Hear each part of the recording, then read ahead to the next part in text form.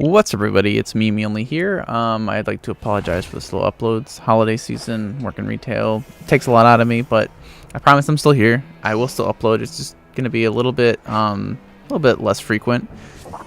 What is this Garchomp doing? Move. Okay. So what my goal for today is I'm gonna try and make a team breakdown video for a team that I built. This was before the DLC of Regulation D. So this was before Ogerpon, before Sinistcha. That's the good one, I think. Poltergeist, whichever one is the usable one. Urshifu, not Urshifu. There's a lot of Urshifu in Regulation D. Ursaluna, the other form. So just keep that in mind if you are watching the series. I think now the only relevant one is Ogerpon. If I'm wrong, correct me, but I don't think anything else from the DLC would really held up as the time went on. So let's see what I can do with this little team breakdown. So let's start with Tyranitar.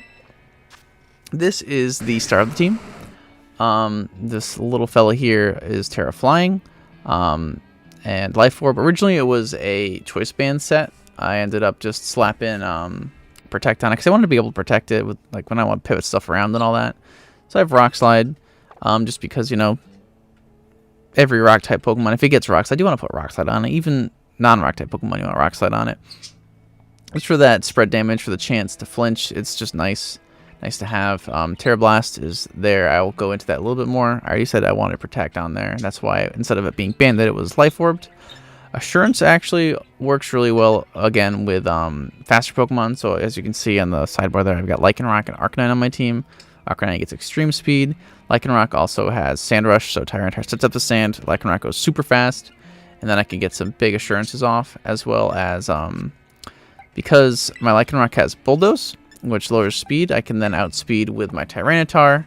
And if I Terra, I am immune to the speed drop, so it works really well together.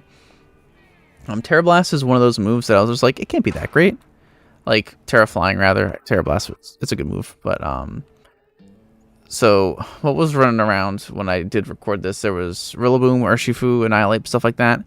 This thing handled them all easy. It was, I used to think, Tyranitar was like, yeah, okay. But I grew to really like Tyranitar, especially in these matches that I've recorded here.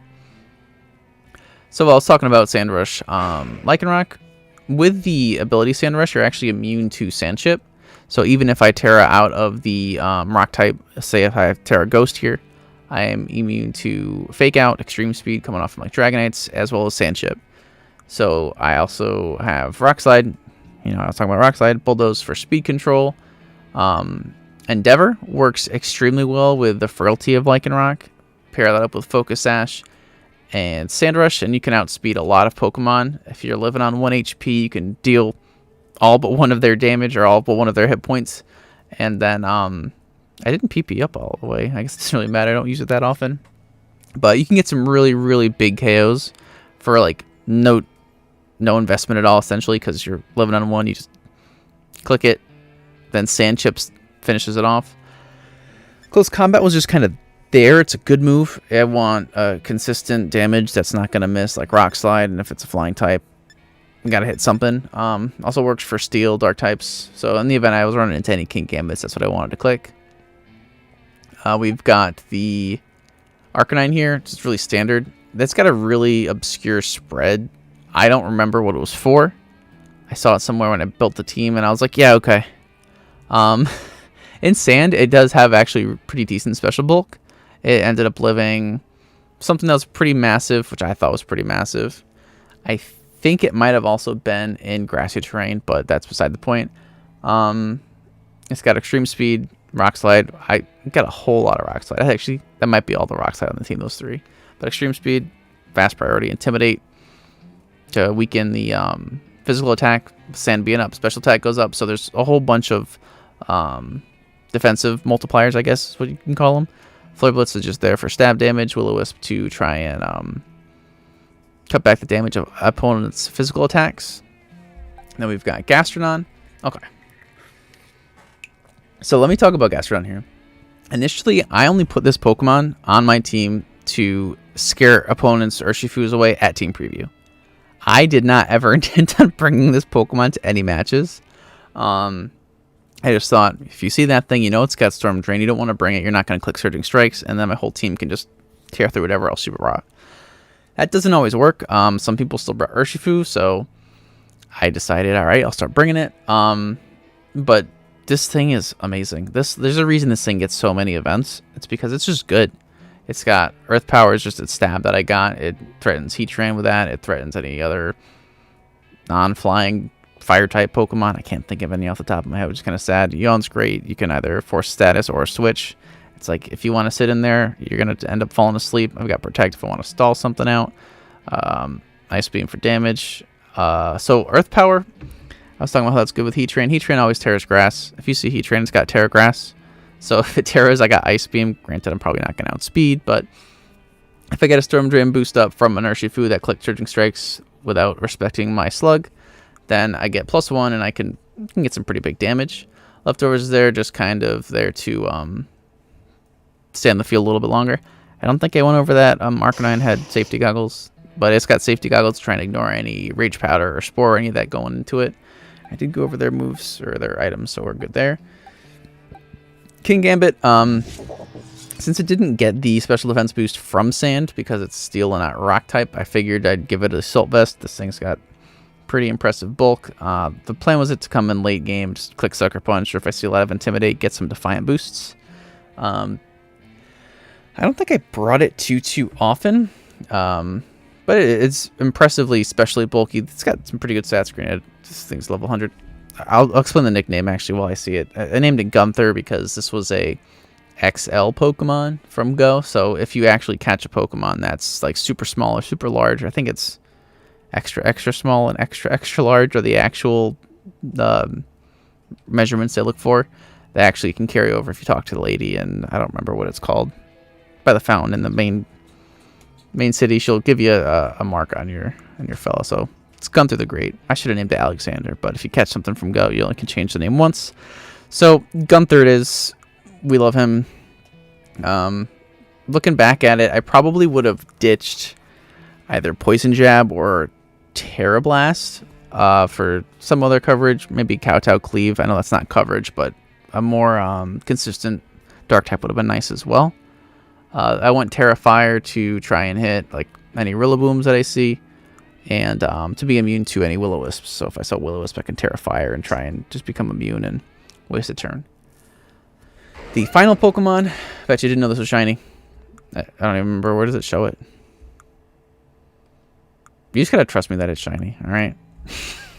So this Garchomp, the whole thing was, I made it clear initially when I did Regulation D stuff that I could not stand Urshifu, so every Pokemon in the back of my head, I was kind of scared of Urshifu, and that all kind of played a role into it. So, sorry, my bird scream didn't caught me off guard. I don't know if the mic picked it up. It's a really weird mon. I had a really weird spread. I had, like, mainly defense and HP.